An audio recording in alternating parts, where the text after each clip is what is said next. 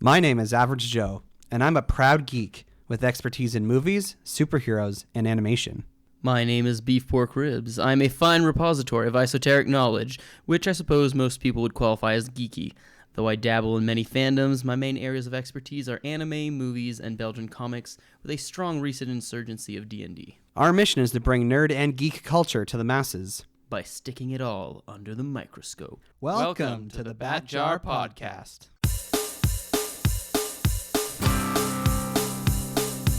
Movies, comics, graphic novels, TV, cartoons, animation, nerds or geeks, entertainment culture. Hear it on the Bat Jar, Nerdy Power. Nerds and geeks, come gather around the scene. Come and join us in the Bat Jar. Come and tune into Average Joe and his team. Lots of room here in the Bat Jar. When the newest nerdy news drops, these podcast pals put it under the scope. DC, Marvel, Disney, Star Wars, cinematic, multiverses. Bat Jar, Nerdy Power. Hello there, and welcome to the Bat Jar Podcast, where we put nerd and geek culture under the microscope. And we nitpick on everything. Well, that's part of the process of putting things under the microscope. Is you focus in on very specific details that could have been better, and perhaps were not meant to have been, seen on such a microscopic level, but that's the nature of a microscope. It's gonna happen. And I suppose Star Wars is prone to more strenuous examination. Yes, indeed. I had a thought this week, Beeper. In the comic book industry, each individual issue is given a number. And they're sequential, so issue 100 is followed by issue 101, kind of like episodes of our podcast. And every once in a while, comic books try to do this gimmick where they renumber the issues and they kind of go back to issue number 1 and they start a new volume. And the purpose of this renumbering is to try and bring in new readers, because you can imagine somebody who isn't already reading comics will be much more interested in reading something that is seen as issue number 1 than issue 834. I had the thought, maybe because we're over 200 episodes now, maybe we need to start renumbering our episodes. Or we could just call it the new season, or we could thematically name things differently. I don't know. I feel like it's not, because we're not sequential. It might be a good idea. It might not be as necessary as having something that has 150 episodes that are sequential. Yeah, that's a good point. And it's always a bit of a cash grab when the comics do it anyway. And we're not about grabbing cash. Although technically on Apple Podcasts, I think the way it is set up is it does kind of show up as different seasons. So I think now we're in a season 5 of the Bat Jar, because I've just arbitrarily decided every 50 episodes is a new season. So if you're listening to the show on Apple Podcasts, this might actually show up as number 3 or 4, because it's the 3rd or 4th episode of season 5 of the show. But really, as you pointed out, it's just sort of an extension of what was already happening. The only downside you'll get from starting here is not knowing who I am, or having missed my amazing entry as a guest star for an earlier episode. Yeah, and that's sort of why we designed our intro the way it is. It's meant to remind people of who we are and what the show is about, kind of. And I don't think this has ever been explained. That was introduced into the show very early on after we talked about the Arrowverse, because at the time anyway, a lot of the Arrowverse shows had this kind of intro where they'd be like, my name is blah, blah, blah, and this is my thing, and this is our show. And so that's why we introduce ourselves at the start of every episode. Not because the listeners who are here every week don't know who we are, but Stan Lee always said that every comic book was somebody's first comic book, and that, it was kind of under his leadership that they'd made a way of trying to find some method of storytelling that characters would remind themselves and the readers who they were as a character. So if, in case you were that person reading your first issue, that you would know instantly what you were picking up. Sort of like the last time on Dragon Ball Z. That's actually a good transition to the first news story I want to talk about for today. It's a bit of a sad one, but it was announced on Friday, very suddenly, I would think, that Kirby Morrow had passed away at the age of 47. Now, Beef Pork Ribs, do you know who Kirby Morrow is? I'm assuming it's a voice actor for Dragon Ball Z. You're correct. Yes, he is a voice actor from well, he's originally from Alberta, but he worked a lot in Vancouver. And one of his roles was indeed being Goku in the Canadian dub of Dragon Ball Z. I know Ian Corlett, who was the first Goku, and then he decided he didn't want to do anime anymore. Anime is a lot harder to do than prelay animation, and it pays a lot less. So Ian was kind of like, yeah, I think I'm done. And Peter got busy, but I've worked with both of them a lot. And then Sean Schemmel, who's from Funimation, I've never met, but I was in Texas, and I was going to Comic-Con in Waco, and I tweeted like, hey, Kirby Morrow, voice of, and I said, Goku Moroku. And he goes, is going to be in Waco, come see me. And Sean Schemmel wrote back, you're not Goku, I'm Goku. Yeah, he was 47 years old. At the time that they really announced his death to the media, they did not cite a cause of death, so I don't really know much about that. But he really was in one of the voices of my childhood, because he wasn't the only Canadian voice for Goku. I think over the entirety of the Canadian English version of Dragon Ball Z, there were 3 different actors who played Goku, but he was the final one. So if you watch the Canadian dub of Dragon Ball Z, that's like from the I think it's called the Otherworld Saga into the Buu Saga, this is the guy you'd hear as Goku. But I think even like farther back from me, he was there was this show I watched as a kid called Yvonne of the Yukon.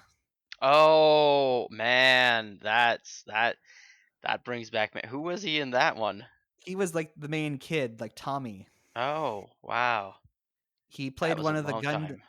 Yeah, like, so just to list off a lot of roles he's been a part of. He was the original English dub voice of Von Fennell from Escaflowne. He was Troa Barton in Mobile Suit Gundam Wing. You would probably best recognize him from his role in Death Note, because he played, what was the character's name? Main character? Teru Mikami. Oh, okay, yes. He played Moroku in Inuyasha. And in live action, he also did some acting for shows like Stargate Atlantis, and apparently he showed up in the Arrowverse shows, actually, in different small roles that I just never noticed. But there were a few years where basically, like, it seemed like every show I was watching, whether it was like an anime like Gundam Wing or something, he had a role in it. And I always remember he had like a kind of cool guy voice. He sounded like a real, just like popular guy. And some people might remember him. He played Cyclops, actually, in the X-Men Evolution show. Yeah, I mean, I've seen. I kind of have passing knowledge of most of those things. Although you made a wild assumption thinking I would know what any of the dub of Death Note sounds like. Oh, I assumed you had watched it. I'm sorry. Oh no, I have just. Oh, I suppose I have seen it dubbed once. Never mind, but it doesn't really stick to my memory as much as the different subs. I did kind of wonder if something was up with this guy, not just because we've talked before on the show how Inuyasha has most recently gotten a sequel spin-off series called Yasha Hime, which translates roughly to like half princess dog demon or something. Anyway, in the first episode of this spin-off, they basically like have almost like a finale to the finale of Inuyasha, so they have all the original characters there. And when I watched it in Japanese, I'm like, I wonder if they'll actually bring back the original voice actors to do this episode of the spinoff, because of course the original dub of Inuyasha was recorded in Vancouver, hence why Kirby Morrow was part of the cast. And to my surprise, even though the Yashahime dub is being produced in Los Angeles, they did actually reach out and bring back the English dub cast to play their respective roles. And I was kind of impressed with how well a lot of them sounded. It seemed like no time had passed, except for Moroku, because Kirby Morrow really had sounded like he had aged. He sounded as if he had like, I don't want to like make him like, speak ill of the dead, but it sounded like he had like developed like a smoking problem or something in the in between time. His voice sounded so much deeper, and like, I don't know, it seemed to me like something like he was sick. And again, there's no information about the cause of his death, but if I had to go off of his like appearance in Yashahime, I would assume he actually had some kind of, I don't know, maybe like a throat cancer sort of thing, or some other kind of respiratory condition. Because just listening to his voice, while the others all sounded more or less the same, you could tell a marked difference with him. And while he wasn't necessarily like, he was the Goku of my childhood, because the time I remember the most watching Dragon Ball Z was the kind of part towards the end when he was the voice of Goku. And since then, I've been introduced to the American dub of Dragon Ball, which admittedly I've just gotten more attached to because it has the most kind of longevity. And I would probably say that the current English voice of Goku, Sean Schemmel, is like the definitive Goku for me. But Kirby Morrow, he certainly is. I have a lot of nostalgia for him, and I was very like shocked to like find that he had died so suddenly. So especially at such a young age. yeah, so Kirby, God bless your soul. We'll be praying for you and for your family as they mourn your loss. Now, we mentioned, I think it was even just last week, that Thor #4, which is titled Love and Thunder, is about to start filming in Australia. And I've seen like pictures on Instagram of Chris Hemsworth like working out to get ready for the movie. And I want to, I don't know if this is really even newsworthy, Beef Fork Ribs, but there is an article that came out today that was from the Hollywood Reporter. So big, fancy Hollywood newspaper magazine. And there's a quote here.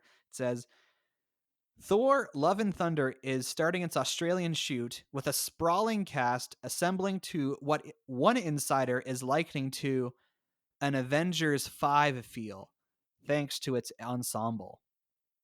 I mean, that's pretty exciting. Although I feel like that's almost become kind of the standard for what Marvel is throwing around, especially, and I think it will especially be as they're transitioning from kind of like some of the, we talked about this, well, last time when we were talking about legacy characters, transitioning from some of the characters they killed off or got rid of in Infinity Wars and the other one. And so I feel like, I don't know, I'm kind of expecting a lot of the next few movies to have more crossover and maybe settle down a little bit afterwards and then go back up. I don't know. But they could also just start doing just more crossovers all the time, which, anybody who reads the comic finds pretty normal. I don't know if you know this, but it was announced like last year that Natalie Portman is coming back to the Thor movies, and she's going to become the Jane Foster version of Thor. So it's unclear if it means that like Chris Hemsworth Thor is going to become unworthy and lose the Thor status and pass it on to the Jane Foster Thor, or if they're going to have both versions of Thor in the movie. And we know that Star-Lord is going to be there, and Thor Ragnarok was kind of a bit of an ensemble already, because you had Valkyrie and you had Korg and you had the Hulk there and you had Loki. So this idea of an ensemble and the Avengers feel like that was something I really appreciate about Thor Ragnarok, is that it did feel like kind of like a Thor Hulk team up with these other characters, without necessarily like the scale needed for a full on Avengers movie. And I was like, let's have more movies like this, but I don't know. You got basically the she's called the Mighty Thor, and then you also have Star-Lord there, and then if Valkyrie is still involved, and I don't know if Loki will be involved because he's supposed to be going off to his own show, and Korg is there. Anyway, I don't know. I guess I don't have a sense of like how many characters is too many characters before it feels less like just a Thor movie and more like just another big Avengers movie. I think generally speaking, like the good rule of thumb, if they are still the main character and the other characters just have good moments but not major development to their own characters, then it works. Like, and I mean, just generally, I think that's when you have too many other characters is when they take over. But as long as Thor or the Mighty Thor, whichever they choose to go with, is the main character, then that and the other ones are just there and they don't like they can affect the story, but they don't affect who's the protagonist and whose story it is. Then I think it's all right to throw in whatever you want. Although I don't know, it is kind of interesting. I wonder. if they are planning on transitioning to, Natalie Portman as the principal Thor of the ICU, that might be interesting. But I don't know. I'd be a little skeptical about that. Partially because I don't know what has she been up to recently. Uh, whereas you still have quite a bit going with Chris Hemsworth, but who knows? It's a new direction, so let's keep an open mind. Yeah, and the Mighty Thor story from the comics is quite interesting because Jane Foster, at the time of becoming Thor, is like dying of cancer, and so there's this great juxtaposition that's told in the story where essentially when she transforms into the Mighty Thor. And it's basically like this huge oxymoron is like she's gradually dying in her normal form, but then when she transforms, she's obviously like Thor, so she's super powerful. And I think that'd be an interesting way to go. I think also if they like take the Thor status away from Chris Hemsworth's character, that would maybe allow him to just kind of run off and be in Guardians of the Galaxy 3. I know that like shortly after Jane Foster became Thor in the comics, they started a second series called The Unworthy Thor, and it was about Thor Odinson like kind of gradually trying to regain the status of being Thor. And Chris Hemsworth has like actually come out and said he's happy to keep being involved with the Marvel movies as long as they allow him to. So I suppose that's one way to do a legacy character thing and just like turn Mighty Thor into the Thor of the movies, and then he goes off and does space fun stuff with the Guardians. Yeah, and I guess I think of Civil War as well. Like that to me felt like it was still felt like Captain America was at the focal point of everything, even though all these other characters were involved. See, I'm still skeptical about Natalie Portman as Thor, personally, but it could work. But also, I do really like the idea of Chris Hemsworth just joining the Guardians and being on more fun adventure. I feel like it might fit his character, and also his character arc a little bit better because he is kind of like trying to figure himself out once again. Although I feel like it'd be a little weird to make him like Thor the Unworthy, given that they made a big deal out of him still being able to use Mjolnir in the last movie, and kind of like having him prop up his ego a little bit. So we'll see. Yeah, I mean this is speculation from someone in the biz, so we'll see as more comes out about this film if it'll actually be an ensemble Avengers type movie or if it'll be. I'm sure it'll be good because Taika Waititi's involved and he seems to be pretty good at what he does. And finally, last new kind of news item I wanted to bring up. It has been announced that Wonder Woman 1984 will indeed get its theatrical release on Christmas Day, and on the same day, it will premiere on HBO Max in the United States.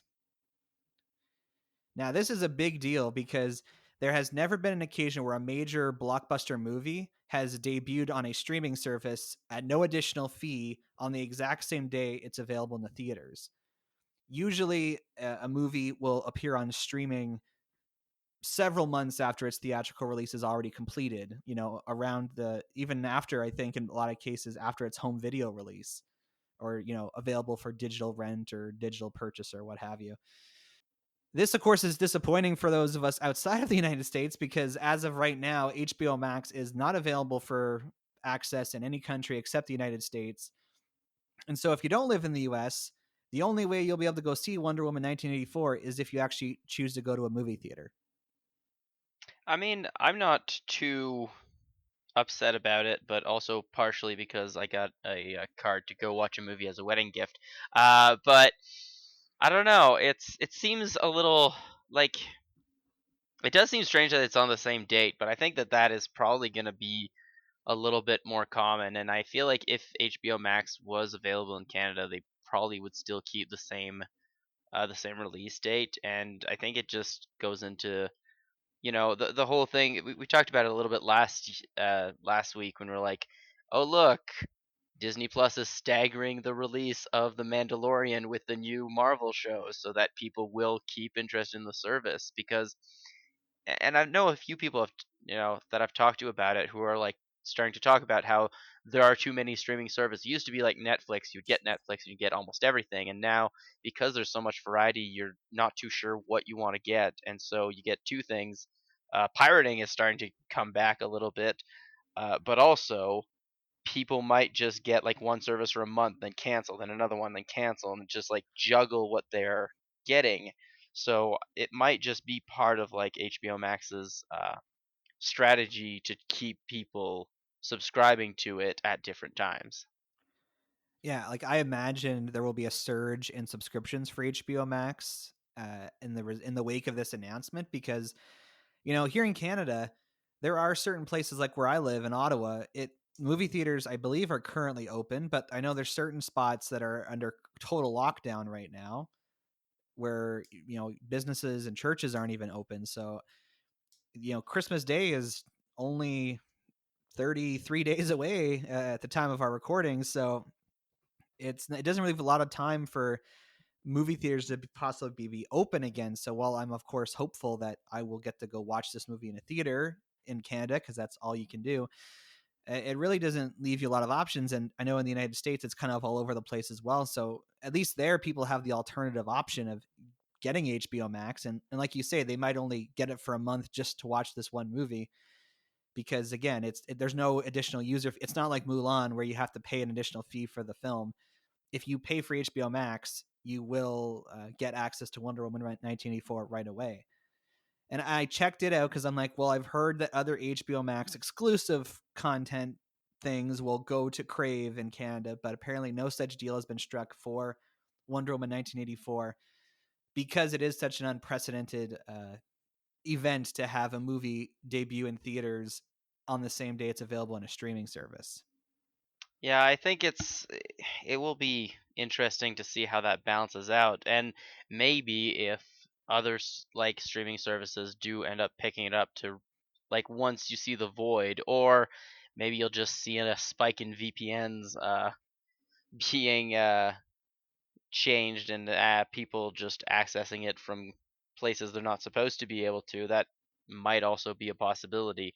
Who knows? But I think for myself, things aren't too bad here, although they have been getting worse. So who knows? But I am hoping to just be able to go watch things in the theater, and if I have to wait a little extra time to see them, I've never really minded spoilers. So I think I'm pretty relaxed. Fair enough. I guess this is one of these times where I'm just upset I don't live in the United States, because it's like the DC Universe streaming service all over again for me. There was all kinds of content that was only being released on there that I had no way of accessing. And I now have season 3 of Young Justice on Blu-ray, and that's only because I went and spent 2 weeks at my uncle's in Florida last year and like ordered it through Amazon Prime on Blu-ray. And if it weren't for that, I would have no way of actually purchasing it here in Canada. So uh, you know, sometimes these are the very first world problems for sure, not being able to access the movies we want to watch when we want to watch them. I totally acknowledge that. But as a DC fan, I would, of course, if I was given the option to like pay, like if it did say come to Crave, I would happily sign up for Crave, even if it was just for a month so I could watch this movie. Just because again, I feel comfortable going to a movie theater right now, but I don't know a month from now when the movie comes out if that'll still be safe to do. So it's just and I've been wanting to see this movie forever. Like of course its release date's changed many times and all that jargon. So this will be really interesting to see what happens, because again, this could set a new precedent where theaters get movies put out, but then also they're available on streaming services. And I hope that things will be okay with the pandemic, that we'll be able to go see this movie when it comes out Christmas Day. I probably won't go on Christmas Day because that's never been a tradition for me, going to the movies on Christmas. I don't know if you've had a similar experience of avoiding movie theaters around Christmas.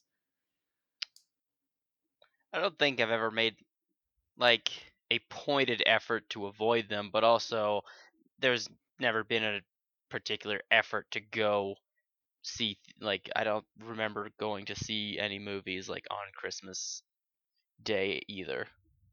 Yeah, I mean, there's usually a movie or two that come out around Christmas that I'll end up going to see, but never like on Christmas Day itself.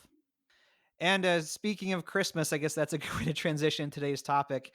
We are talking about the Lego Star Wars Holiday Special, which debuted on Disney Plus on November 17th.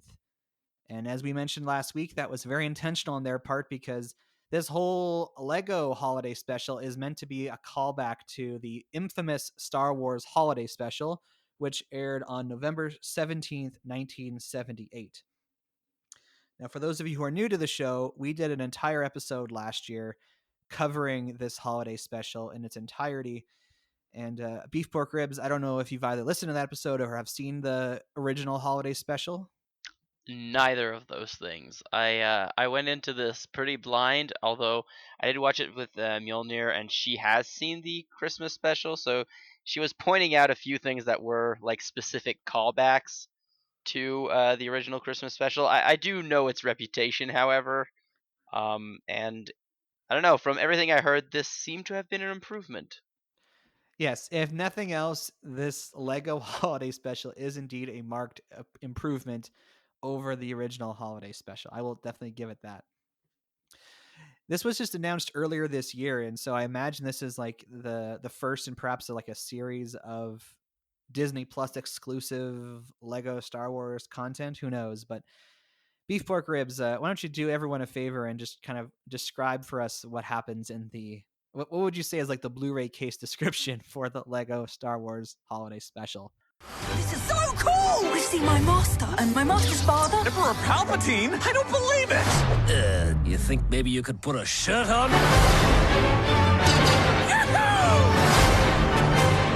Ooh, galaxy's best emperor. Meh. Music! A time of joy. This is Ray! a friendship, a family. Who are you guys? My son. These binary sons. Well, the First Order has been defeated, and apparently that means it's time to go have a holiday. Rey is now a Jedi Master training Finn, apparently, and she sucks at it. So she goes on a fun adventure to discover how to be a good master, discovers a time-traveling crystal, and hijinks ensues. Well done. That's about as good a description as any. Did this feel like fan fiction to you?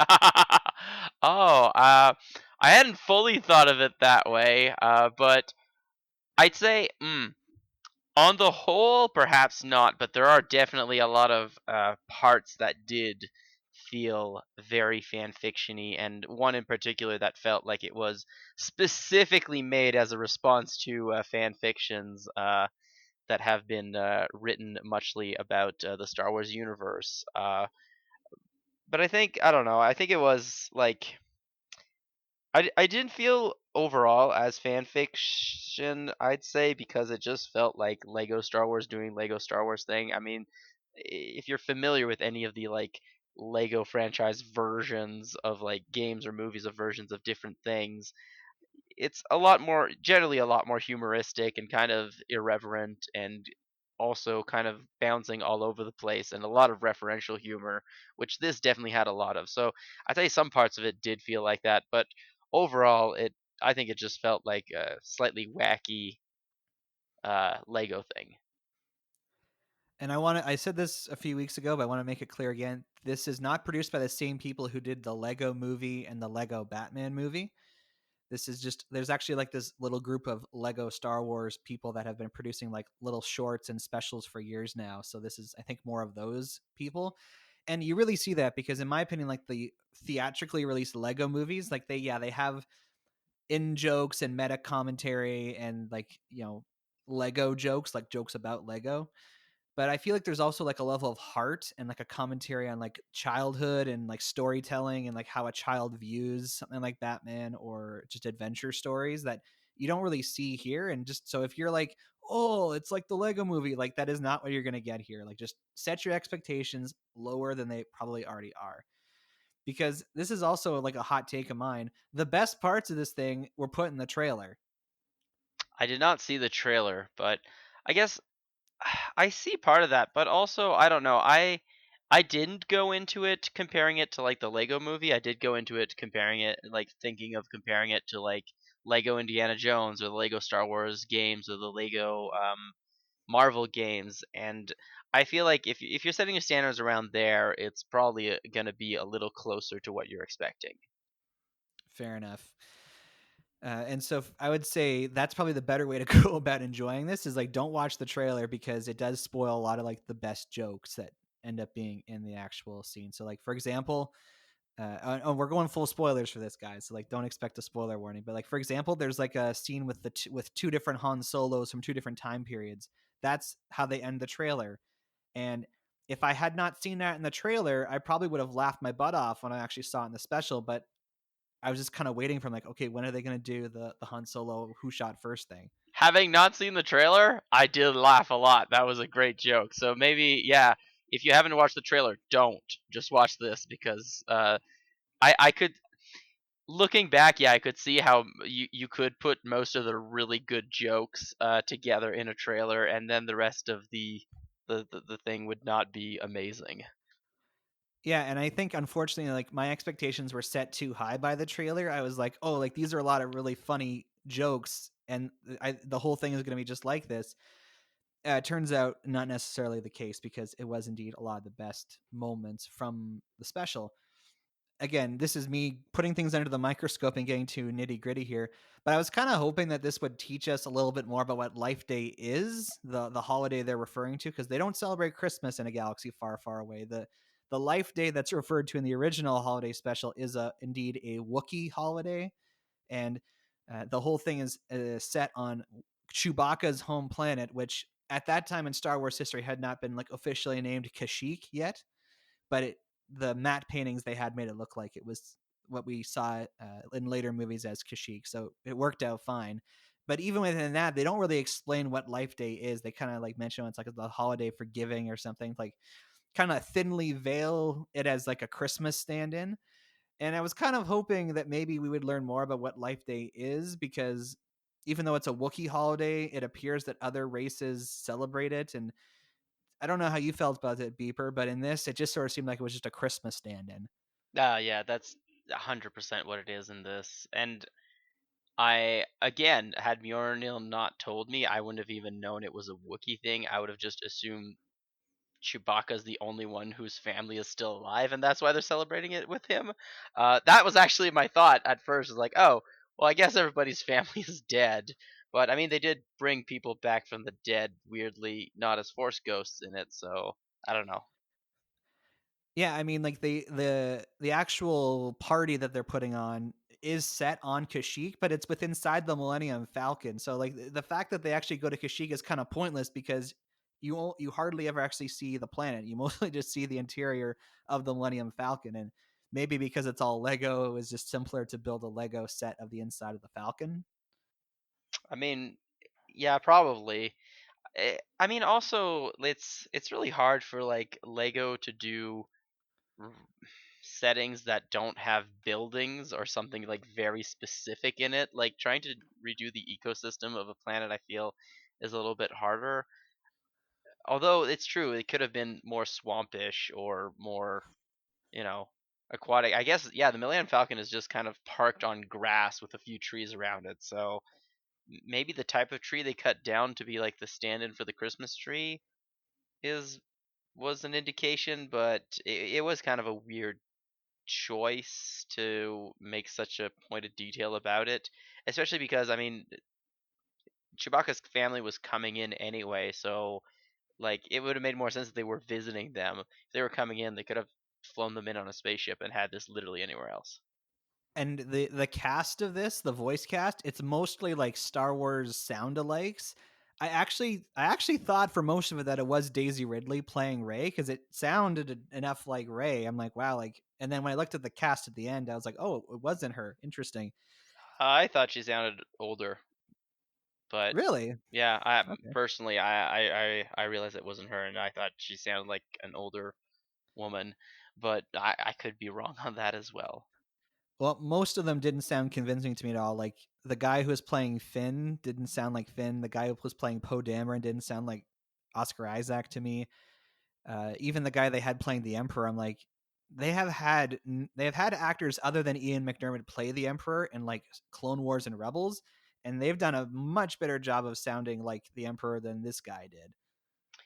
Yes, although I think I don't know. I feel like in a lot of cases the characters were supposed to be the same characters, but I feel like the Lego Star Wars Emperor is definitely a different character. You know, less talky talky, more fighty fighty, zappy zappy. You know, he was a lot more kind of ridiculous, and I feel like also a bit of a callback to like when Lego characters didn't talk in some of their older games and just had like sound effect. I don't know if that was intentional or maybe that was just me getting a little hit of nostalgia. Right. But I think that would have made me laugh if actually like if it was say Ian McDermott actually saying those things, be talky talky, fighty. Like that would have been funny to me. Just like cuz you'd hear the disconnect, right, between like this is the voice of the Emperor but he's saying really silly things. Yeah, that's true. It could have been an interesting other way of doing things, but Uh, and you're right. The fact that he was basically the only one who got that treatment was a little unfortunate. Maybe if a few other characters would have done it too, it would have been a little less jarring how much he did not sound at all like Palpatine.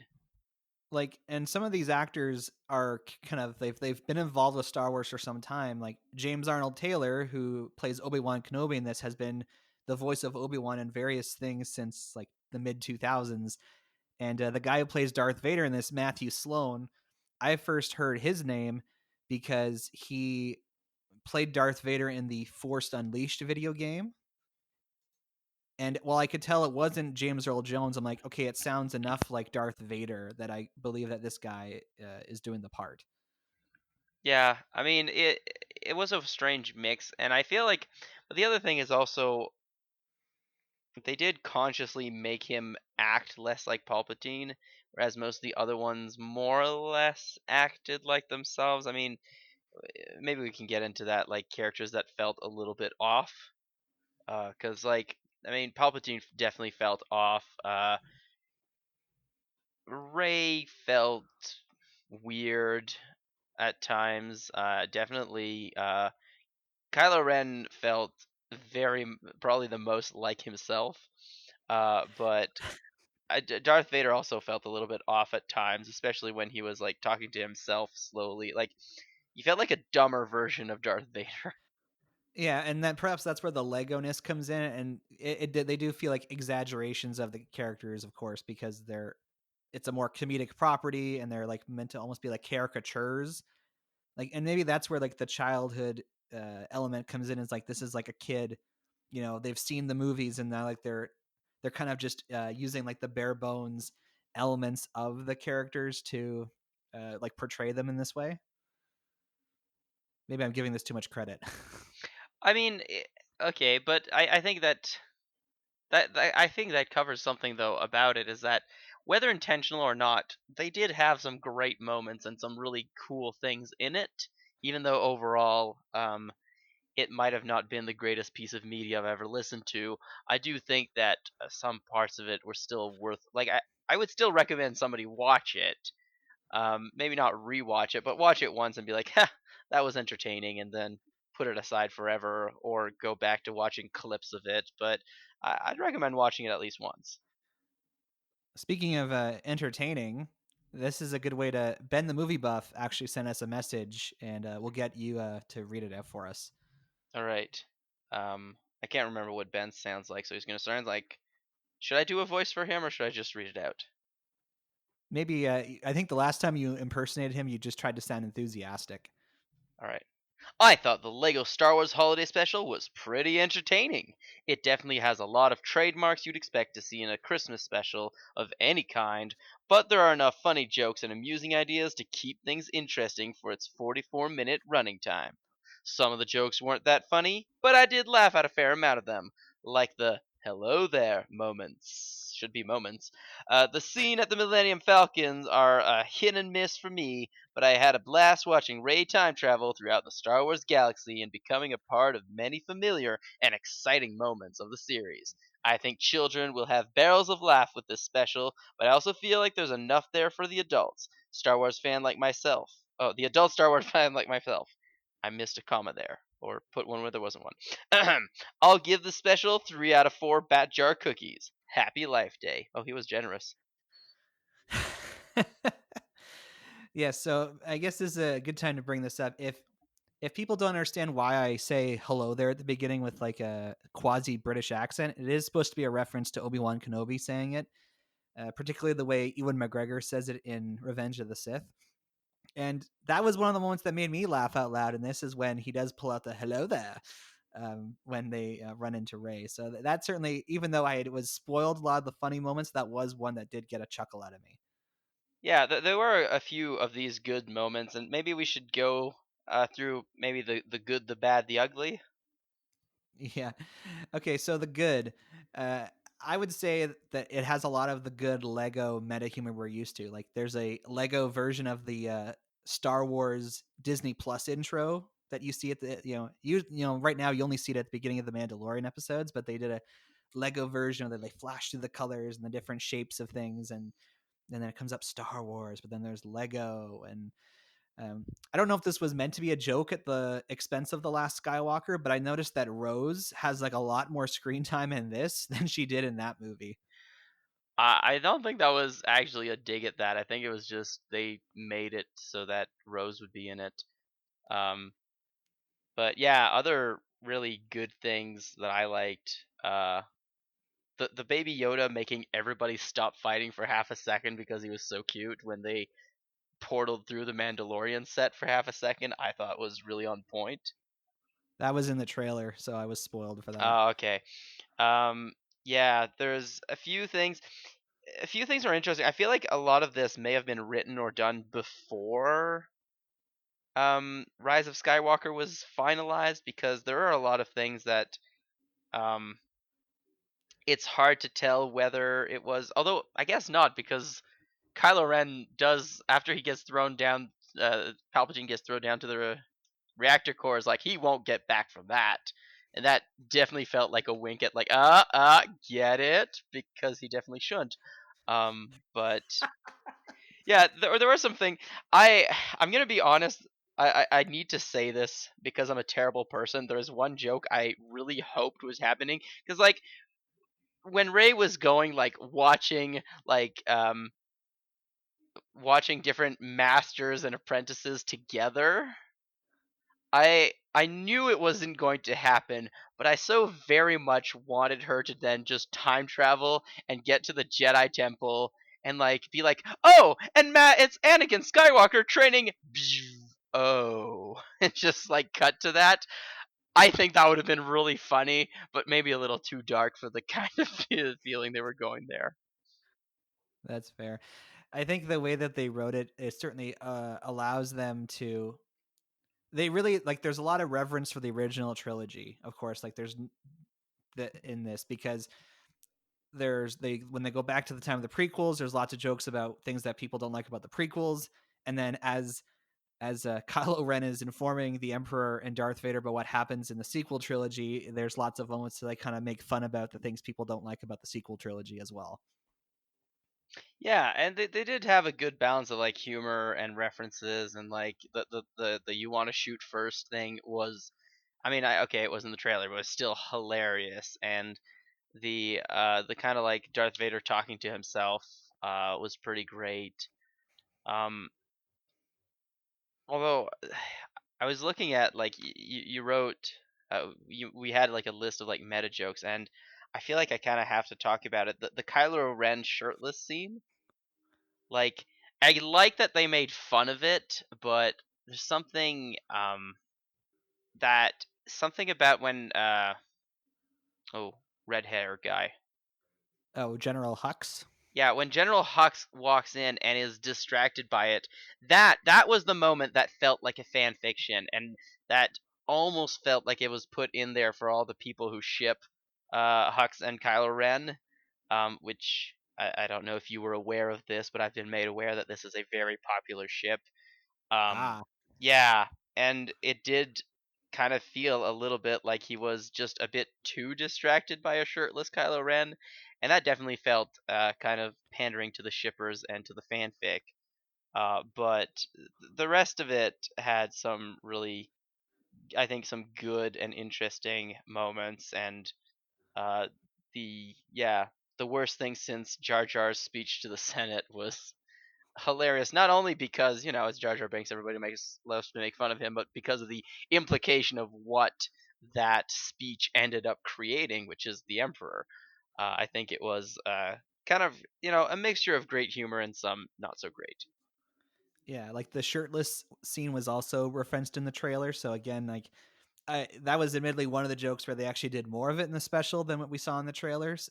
But I do remember like it's of course a reference to like Rey's reaction in The Last Jedi, but also like that was kind of like what I heard everyone in the world of the memes and in real life talking about as well when the movie came out. So I thought that was funny and just their willingness to like say like yeah like not everything that's happened is perfect and you know while there was certainly more reverence for the original trilogy in this, like they certainly like of course like made fun of those as well. Like they weren't like there were no sacred cows in this. Yeah, and that was pretty great as well. I did and there were a few moments where I was like, "Oh, I hope it's going in this direction," and then it didn't. Like I was kind of hoping they'd end up with more than just like two Darth Vaders or two Luke Skywalkers at the same time. I think the most we got of any character were the three Obi-Wans for the hello there with all three of them, which was great, admittingly. But I was kind of hoping they'd have like maybe six Darth Vaders or something. Like at some point there'd be an obscene amount of one character. But unfortunately, it didn't really pan out. Yeah, and this I think is my way of like bringing in the bad because for me there were a lot of missed opportunities in this special.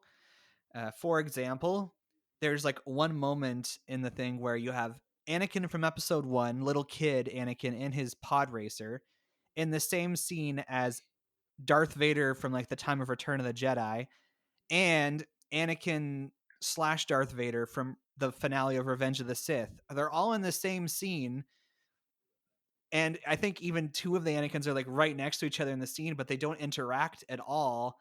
And that just kind of like it moves so fast that you don't really notice it. But you think about it's like how interesting would it have been even if you of course this is a comedy, so like there's no real those are real three pivotal points in Anakin's journey, right? When he's doing the pod race in episode 1, when he's fighting Obi-Wan in episode 3, and that time in in Return of the Jedi when he's like kind of on the way to coming back to the good.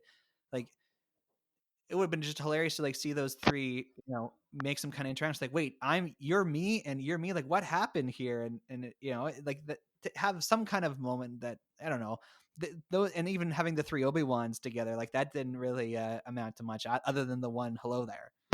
Yeah, and it feels even worse because of like in kind of the finale, the amount of time Kylo was like, talking about Uncle Luke to like both the Luke Skywalkers, and apparently he hates him at any point in his life. But uh, yeah, like there could have been more of that, especially when like they were kind of going crazy with the time travel. You're absolutely right. It felt like there were missed opportunities, and also I feel like there are definitely other things where you could have cut some screen time and just had maybe cut some screen time to some of the things inside the Millennium Falcon, or maybe even put more emphasis on that storyline. Like I feel like a lot of it felt a little bit shoot in, but also even just make the finale a little shorter because like they spent a lot of time in the throne room fighting, and a lot of the jokes kind of fell flat at that point in it, and some of them were just felt like they were too strong, like trying to tie in other things, like the remember when Rey is telling Luke to remember her first Jedi lesson. And I'm like, yeah, I get it. We saw him earlier on Dagobah, and Yoda was telling him to let go, but that wasn't his first Jedi lesson. His first Jedi lesson was to not trust his senses when he was on the Millennium Falcon training with Obi-Wan. So like, and of course we are nitpicking, but we might as well because that's what a microscope does. There were missed opportunities, and then other things that weren't quite as good that took over. Yeah, and like for me, having been more invested now in Star Wars Rebels and having seen a bit of the Clone Wars, they really highlight the relationship between master and apprentice in this thing, and they don't really include anything from those shows. And there's lots of great examples of Jedi masters and Padawan learners in those shows. And this is clearly, like, of course, written, I guess, for people who are familiar with only the movies. Yeah, and that is kind of unfortunate. Also because it's, I don't know, the strange thing, because they do have the Mandalorian randomly showing up, but not some other things. And I get it, it's also live action, but it's kind of it is also not part of the main movies. Uh, and I think the biggest waste here is that they wasted the opportunity to reference the original holiday special and to time travel back to that. Like, how great would that have been to, like, somehow bring the two parties together, do something, something with that. But they did absolutely nothing, which I thought was kind of a bummer. Yeah, I didn't even think about that, but it's true. They really, the whole thing is about referencing this other Star Wars event that happened, and yeah, that would have been hilarious if maybe, kind of like a Christmas Carol, Ray would have gone back to, like, seen that event where they are all celebrating, be like, oh yeah, like, I'm supposed to be celebrating. Like, the point of this is celebrating with people. I guess what I would consider the ugly are just continuity mistakes, because clearly the people who made this have, like, an in-depth understanding of Star Wars, and so to me, like, every time there's like a little error, I'm like, how do you know this in joke or this thing so well, and yet you make this obvious mistake? Like, I know it's a little thing, but there's a brief moment in this where you see Obi-Wan and Anakin from Attack of the Clones, but their Lego minifigs are like the way they look in Revenge of the Sith. Like, Obi-Wan has the short hair and Anakin has the long hair. And I know it's a nitpick, but hear me out. Like, in Attack of the Clones, Obi-Wan had long hair and Anakin had short hair. And it's just that it's such a minute detail that, for me, if you're going to go to all this trouble of referencing all these specific things, that's like the kind of detail you should be paying attention to. Yeah, that's and I mean, was there? Yeah, I'm gonna take one of the other continuity errors that we talked about earlier, and because I think that was, like, definitely one that made less sense. The not acknowledging, well, they didn't acknowledge anything about Palpatine's return in Rise of Skywalker, and much less Rey's relationship to him, which seemed even stranger when, like, every 2 seconds Kylo is being like, Grandpa Vader, and Uncle Ben, like, not Ben, but Uncle Luke, and, like, just keeps throwing these things out. And I'm like, okay, why doesn't Rey just say, even just to throw him off, Grandpa Palpatine, and just, like, what? Like, it would have been a great like thing to throw at him to distract him or something like that. But that also, again, a missed opportunity along with the continuity error. Yeah, and I think you're right. Perhaps when they wrote this, maybe the Rise of Skywalker hadn't been released yet, and so they kind of knew, like, oh, it'll end with the First Order being defeated, and perhaps, like, some of the plot details weren't made available to them. It's hard to say. But another thing I was kind of confused by, at one point, Maz Kanata calls Chewie her boyfriend, and I'm like, the original holiday special establishes that Chewbacca has a wife and a father-in-law and a child. So I'm like, and I think it's them who show up. Like, there's other Wookiees that show up. They say they're Chewbacca's family. So I'm like, either his, like, because this is also, like, meant to be like 40 years after the original holiday special, in a sense that, like, that was set between A New Hope and Empire. So I don't know if they're trying to say in those 40 years, like, Chewbacca's family has died, and then this is, like, extended family that shows up. And I also don't remember that really being referred to anywhere in the movies. And maybe Maz Kanata was making that as a joke, being like, "Oh, my boyfriend." But it definitely didn't feel like that. It felt like that she was trying to say. um and yeah, there were a lot of strange things, like, even, and most of them, I guess, might have been with, like, they knew the general outline and they knew that Palpatine was back, but they didn't know what he was doing. And I guess they also assumed that, you know um Rey would become a Jedi Master, which she definitely is not, even though she's referred to as one. It's like, okay, no, she's not a Jedi Master. She's barely even a Jedi, let's be honest. Like, it just felt a little strange to have her called a master, and even stranger, training Finn to become a Jedi. Like that, yeah, And that entire thing seemed weird. Like, does Finn want to be a Jedi? I didn't think so, and it felt weird to have like the special kind of opening with that. Yeah, and I think that just kind of makes a reference relate to like how poorly Finn's character arc was done in the new trilogy. Like we don't really ever know what his deal is. And I think like they intentionally like, he's on the poster for The Force Awakens holding the lightsaber. And throughout most of the movie, you're led to believe that he's the one who's going to become like the new Jedi. So they of course did that intentionally to like hide the fact that it's Rey that's going to become that character. But I never got the sense that, like throughout Last Jedi or Rise of Skywalker, that Finn was on the path to becoming a Jedi. Nor was I under the impression that Rey was at all interested in like restarting the Jedi Order. But I also feel like even before Rise of Skywalker, that didn't really feel like their characters. So I don't know where that came from. And that's where the fan fiction quality comes in for me, where it's like, Mm, like Finn's gonna become a Jedi and Rey's gonna train him, like because they also had that weird unresolved romance in the Rise of Skywalker that never was resolved. I mean, what was it? Yeah, but that also they brought back Rose, so that kind of put an end to that. Maybe, perhaps, who knows? Because she was there. Also, the character of Poe was kind of terrible. I forgot to mention that earlier. I just thought of that when I was thinking about like the characters in the Millennium Falcon. But Poe was like a one note. Oh, I'm not crying. It's just pollen and Wookiee hair. But like they made that joke like 4 or 5 times. Like at some point it stops being funny. Yeah, and that again, that I guess he's another example of like someone who's like a caricature, because I guess if you really think about Poe Dameron in those movies, he does kind of pull off that like charming rogue, kind of like, oh, like I'm so cool kind of thing, and then you see he does care. So perhaps this is like that turned up to 11, and it's just like these wild extremes of emotions. Yeah, perhaps, but even there, like it seems like they could have had him have a bit more charm or a bit more influence, and instead they kind of revert to like his extreme failure in not Force Awakens, but in Last Jedi, and that seemed to just be his character was just that, and I don't know, it felt like they could have made better use of him. So on the whole, Ben the movie buff gave this 3 out of 4 back cookies. And if I'm being honest, like just from a general entertainment perspective, like yeah, I enjoyed this.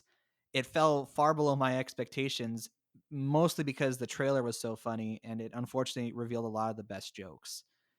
It was fun seeing characters from different points in the Star Wars timeline interacting with each other, because really like you just don't get that in the official stories. So admittedly that was cool, and seeing some of the moments from the movies recreated in Lego was also, I mean, that's nothing nothing new at this point. We've seen all kinds of movie scenes recreated in Lego, but it was still neat, and like I don't feel like I wasted my time. So I guess that's the nicest thing I can say about it.